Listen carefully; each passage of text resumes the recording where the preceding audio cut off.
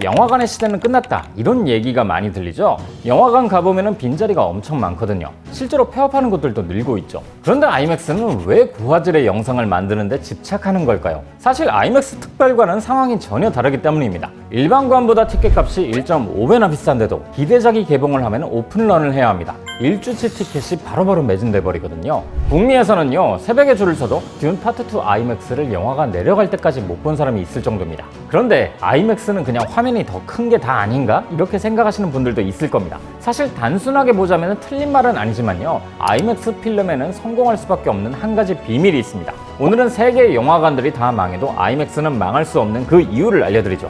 오늘의 수요시장 아이맥스의 비밀입니다.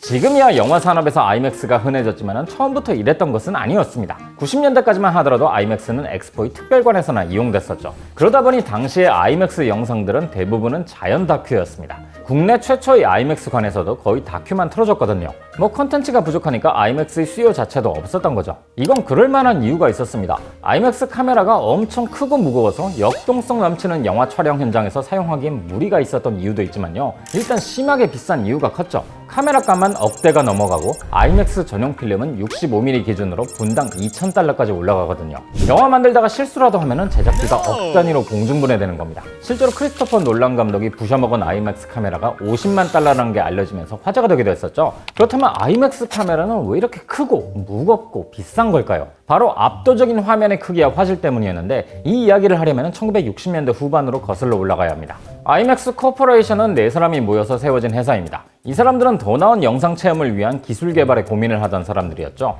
이때 이 사람들은요, 화면을 9개로 쪼개고 9개의 영상기를 동기화시켜서 훨씬 크고 선명한 화면으로 볼 수 있다는 아이디어를 냈어요. 이게 기술적으로는 성공했는데 이런 멀티 프로젝터, 멀티 스크린 시스템은 운영이 너무나도 복잡했습니다. 이때 낸 아이디어가 아예 다른 필름을 이용하자는 거였죠. 일반적인 필름은 가로가 35mm이고 이걸 카메라에 수직으로 통과시켜서 기록을 합니다. 그런데 필름 양 옆에는 필름을 걸고 회전시키는 구멍이 있는데, 이 구멍 부분을 제외하면 가로가 약 24.9mm가 되죠. 그래서 이 작은 필름을 큰 화면에 영상하면 무조건 화질이 떨어지니까 아이맥스의 창업자들은 9대의 영상기를 동시에 영상하는 아이디어를 낸 거고요. 자, 그런데 60년대에 활용되던 필름 중에서 65mm 필름이 있었습니다. 이것도 좌우의 필름 구멍 부분을 제외하면 48.5mm가 남죠. 기존의 35mm 필름에 비해서 거의 2배나 넓은 화면을 보여주는 건데요. 영화 배너나 아라비아의 로렌스에서 활용돼서 유명해진 필름이었습니다. 전보다 훨씬 큰 화면과 훌륭한 사운드였으니까요. 이 창업자들은 이 수직으로 흐르는 65mm 필름을 옆으로 눕혀서 수평으로 돌아가게 하는 아이디어를 냈습니다.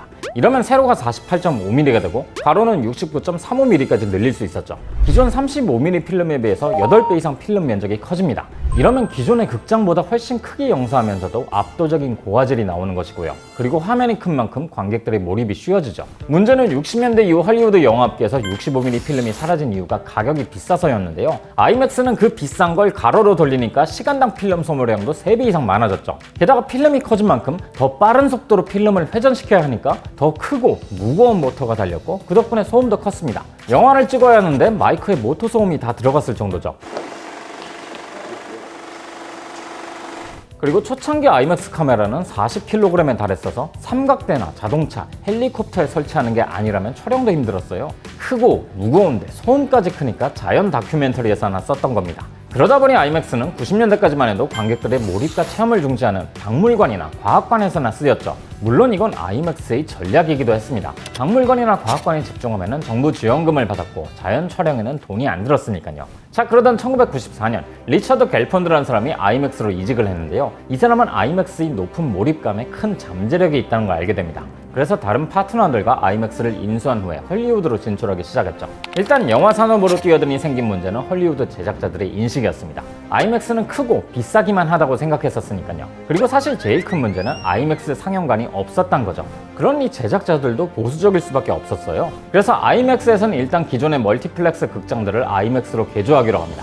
두 번째로 2001년에 기존 영화들을 아이맥스 포맷으로 변환하는 기술을 개발했죠. 제작사들과 감독들에게 아이맥스로 촬영하라고 설득하는 대신에 그냥 사후 작업으로 아이맥스로 변환을 해서 상영을 한 거죠.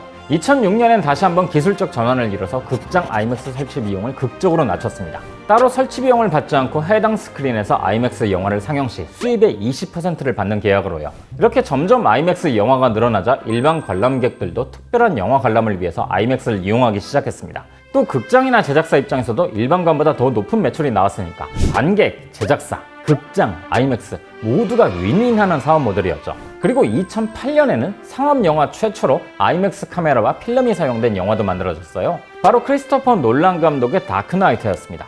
이때부터 진짜 아이맥스 영화의 시대가 열렸죠. 여기서 그치지 않고 아이맥스 측은 2006년부터 디지털로의 전환을 시작합니다. 3만 달러짜리 크고 무거운 필름 대신에 디지털 하드 드라이브로 대체한 것이죠. 그리고 2009년에 제임스 카메론 감독의 아바타가 아이맥스 포맷에 3D로 개봉하면서 아이맥스에게 엄청난 성공을 가져다 줬습니다. 아바타 1편은 전세계 29억 달러의 수입을 기록했는데요. 아이맥스에서 발생한 수입만 무려 2억 5천만 달러가 넘었죠. 이 덕분에 극장과 제작사들은 아이맥스는 영화 비즈니스에 새로운 추진력을 준다는 걸 알게 됩니다. 팬데믹 이후 영화업계에서 아이맥스의 영향력은 더욱 커졌습니다. 팬데믹 기간 동안 OTT에 익숙해지면서 극장을 찾는 사람들이 전 세계적으로 줄어든 탓이죠. 하지만 아이맥스의 경험은 OTT로 누릴 수는 없기에 아이맥스의 비중은 오히려 커졌어요. 이건 우리나라도 마찬가지입니다.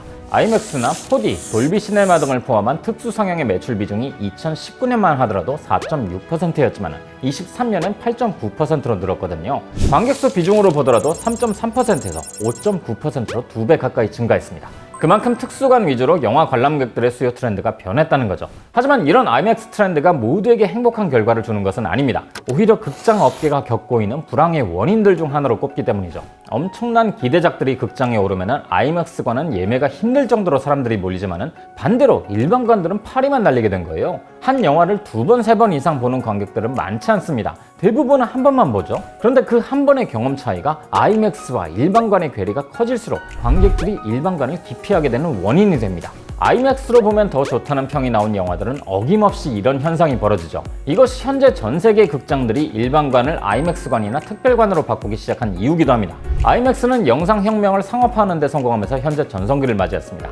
한편으로는 그로 인해 영화업계는 상당한 딜레마를 겪고 있기도 하죠. 과연 아이맥스와 영화업계가 이 문제를 잘 해결해 나갈 수 있을지 지켜봐야 할 것입니다.